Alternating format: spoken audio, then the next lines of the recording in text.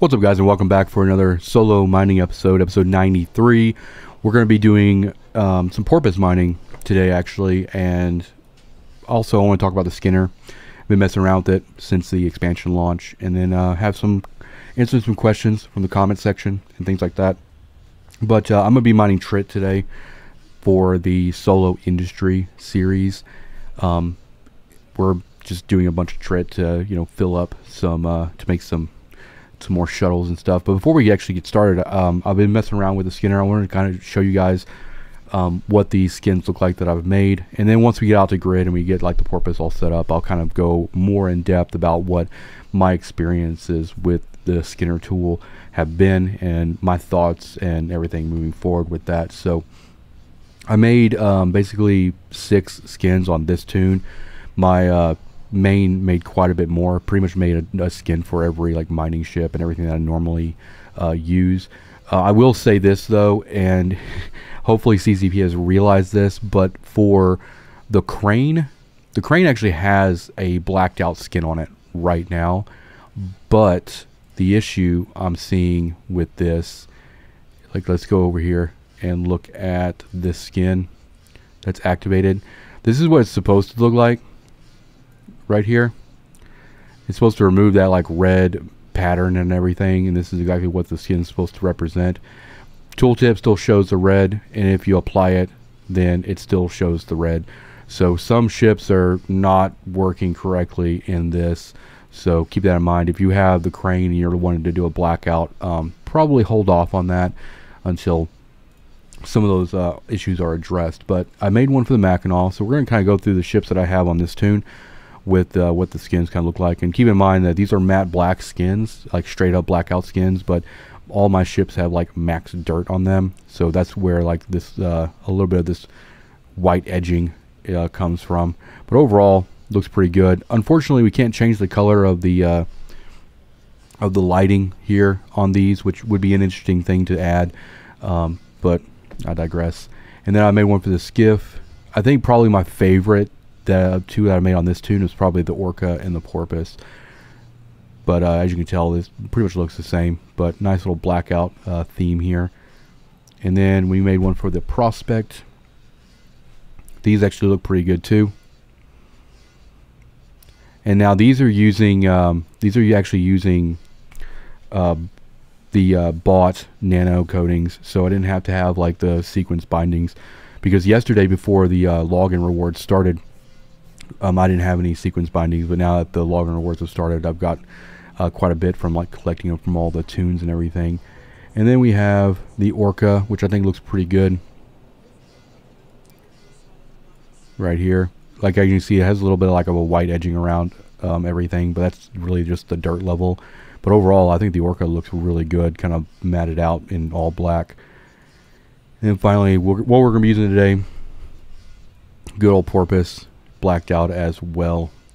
So let's go ahead and kind of get this tune out and about. We've got, make sure we have everything we need. Got all of our fuel. Might not run the siege module full time. We're not really in a huge worry. We only need like 8 million Trit, and we're already like halfway there or whatever. So I'm not like if you've watched this series for any amount of time, you know that I don't get in a hurry, and I don't have FOMO for getting all this stuff done. I mean, we're working on putting 795 shuttles for each of the 4 factions into the cooker, so those are all going to be 30 days before we actually get that stuff done. So we have a couple of days to get that Trit kind of situated. But we're going to go down the grid. I've already checked for pirate strongholds. Make sure you always check for pirate strongholds, and then get our ship overview and everything going. I've also modded this overview a little bit to show velocity for the overview on ships and PvP. And I'll talk about like the fit I'm using for this as well. But since we're doing Veld today, I'm going to be using the Veld tab here.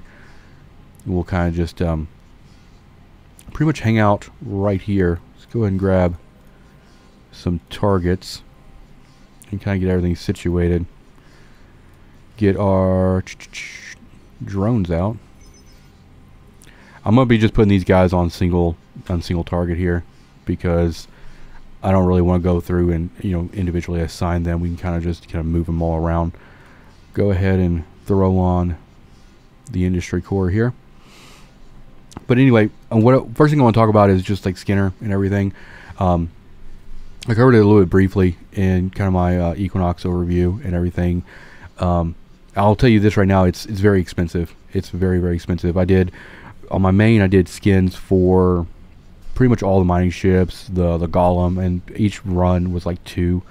So I did about 40 skins there, and then did like 6 here. And on one of my other tunes, I did like a squall skin and everything. I think overall I spent probably 5,000 plex on skins. And what's interesting about the SKINR tool is initially I was thinking, okay, well, I could just sequence these skins and then just contract them over to my alt, which is not the case. That's not how that works at all. So on the 20th, they will open up the Paragon hub where people can sell skins to other players. It's not open yet, which is going to be the main way of like one tune kind of giving another tune skins, and you'd have to go through the whole like buying process and things like that, which is obnoxious. It's actually easier just to have the tune that needs the skin just make it on their own, but it's very expensive. So we're just gonna kind of go through here a little bit and kind of show you the process here. So for instance, for my Orca skin, you go in here, you select your hull and everything, and it's automatically going to cost you 30 plex off the top. So if you use any of these infinite materials, so let's say we go in here and we black out on the infinite availability on this, and we go to create skin. See, it already went up to like 75 and everything. So I'm not going to actually make this, but it goes with 75 cost to make the skin, and then the curse sequencer requires 2,000. These come from daily logins. These come from events and drops and all that kind of stuff.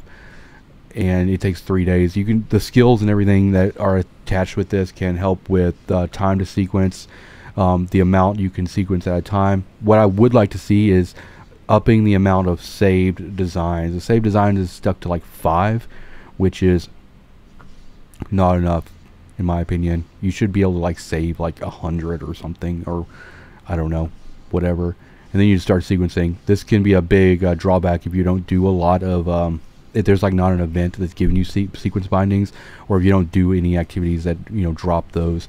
But what I ended up doing is I ended up just going with like the you see this kind of a gloss metallic look here, but go and get out of this. But if you go over here to design elements in the Paragon hub, you can get basic nano coatings, which cost plex. You get 3 of them essentially. So what I did was I just bought the Dark Abyss matte here, bought just a crap ton of these, and this is where it gets expensive, because but if you use these from the Paragon hub, then you don't have to use the sequence bindings, so you can basically get skins out and about right away. And obviously all these that are on the Paragon hub look better, right? Like this Saffron Gold is probably one that I'm going to probably grab, because it just makes the ship like straight up like gold plated. But it's also 35 plex for 3 sequence runs. But here's what's interesting too, is like if you want to do one ship skin, you have to basically buy 2 of these, which is going to cost you 20 plex, which we'll go back to the studio here. We'll go back to Orca and I'll show you what I mean with that. So let's go hull selection, go to Orca here. Now I actually have some of these still left over. You can see right here I have 20 of the Dark Abyss matte left. So if I start adding these, let's go ahead and break this up. Each one of these skins is going to take 4. When you buy the actual material, you only get 3, and then you have to use 4 to actually get all the slots filled, which is intentional. I mean, obviously they want, if you want to do a skin that's all one type, then you're gonna have to buy 2. So it's 75 plus we essentially had to spend 20 here, 20 plex. So we're at 75, 95 plex just to get this look right here. And then if we go over here and you name it, you can do a line name as well. then you'd be able to start sequencing. It would take 3 days, and as you can see here, the sequencers are at 0. And then if you want more than one skin up here, then obviously that scales up. Now, my big thing is with the Paragon hub and selling skins to other players, if you want to make a profit, you're going to be selling the skin for more than what you put into it. And what's interesting there is, if that's the case, then it's almost easier for the person looking to get a skin through the hub to just figure out what design elements were used in that and just get the design elements themselves and sequence it themselves for cheaper, because overall the skills going into the sequencing don't even require that much training and everything.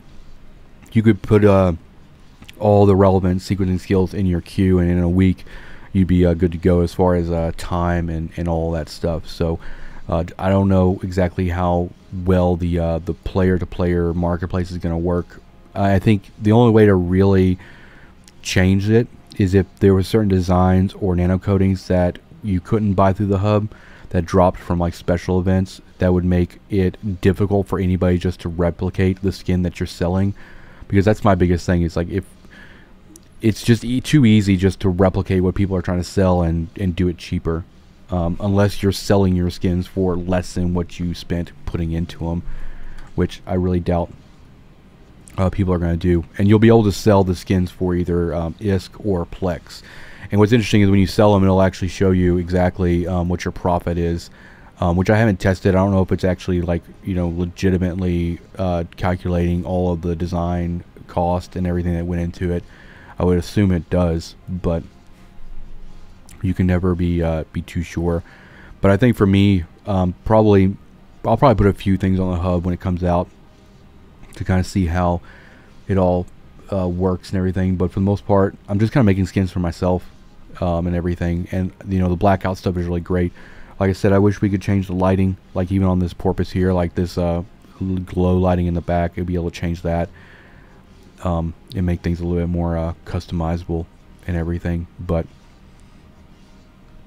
with that being said, it's the SKINR and the whole system is a currency sink, and it's a great currency sink. Will it affect the economy? Probably not a huge amount, but you gotta realize it's like a dead end, right? Like, so normally if you like buy Plex, turn Plex into ISK, and then use that ISK to, you know, buy a ship and put that ship out, you could technically, if you don't lose that ship, you could sell that ship back and put money and currency back into the economy.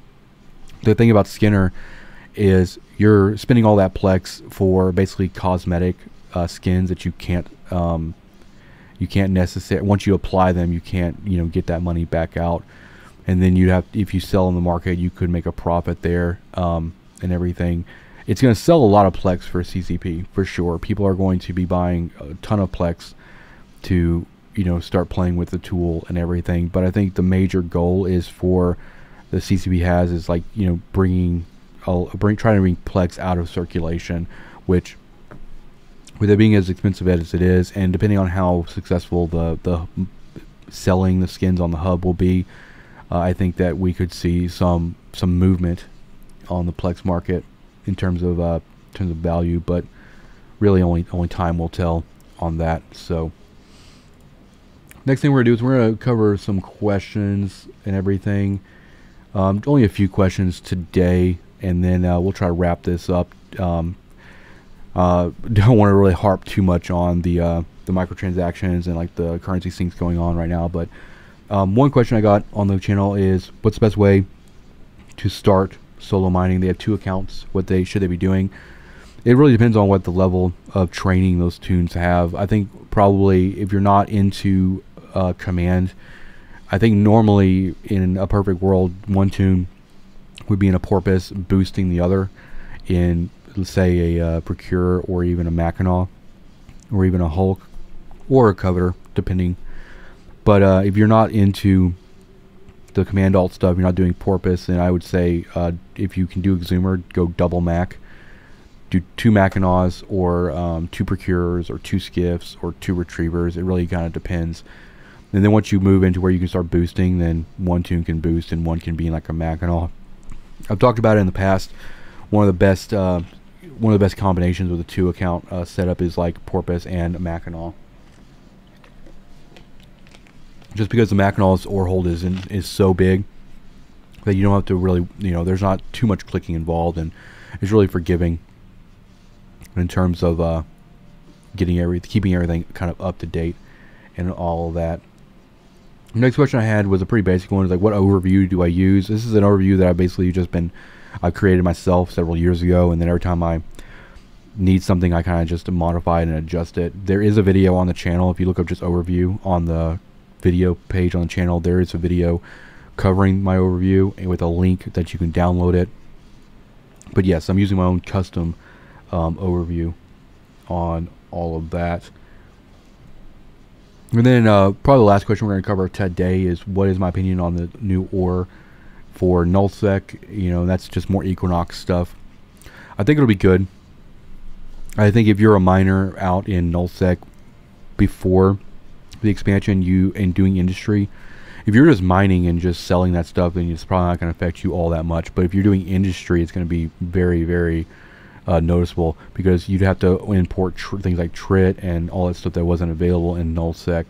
So if your corporation is actually getting that has a trit array in their hub and everything, or they're focusing isogen or noxium, then your industry is going to be so much easier in nullsec as long as the systems are configured to support whatever you're doing. I know a lot of people I know do capital ship construction, so I know several systems are going to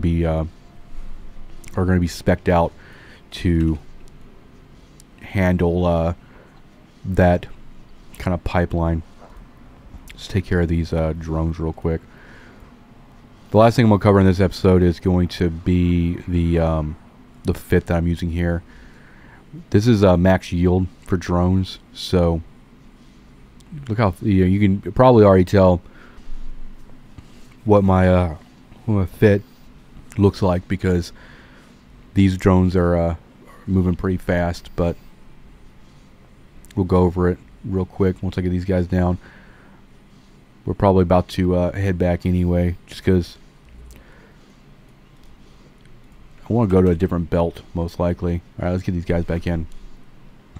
Alright, those guys are done.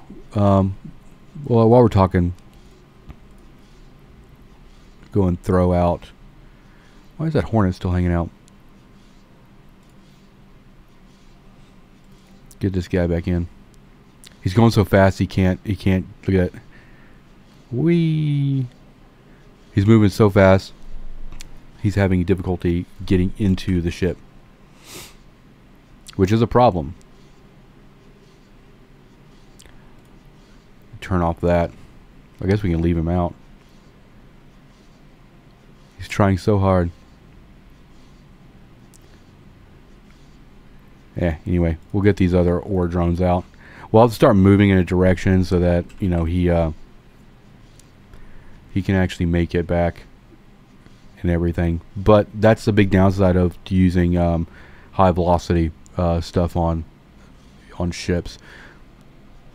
So let's look at this fit here real quick. Now, we're using Inertial Stabilizers to get a very decent align time on this.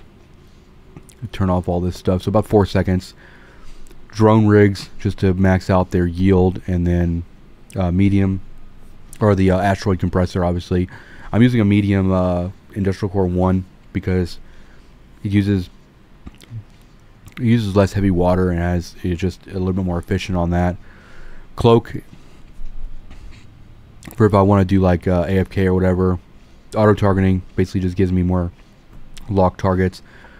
And then just full drone navigation computer 2s, and that's just to help with efficiency as well. And that's one reason why that Hornet is having difficulties getting back into the ship. So go ahead and line here, and we'll see if we can get this guy figured out. He's going crazy. Alright, he got in. You have to kind of start moving, because if they're moving really fast in return, they're just going to overshoot. And they're going to overshoot so much that they won't be able to actually hit that trigger to actually go in. So I'll try to put this vid in the description. But yeah, super fast drones on this one and everything. But that's gonna be it for this episode. Thank you guys for watching. Hit the like button, hit the subscribe button if you want to support the channel. Consider becoming a channel member. And I will see you guys in the next one.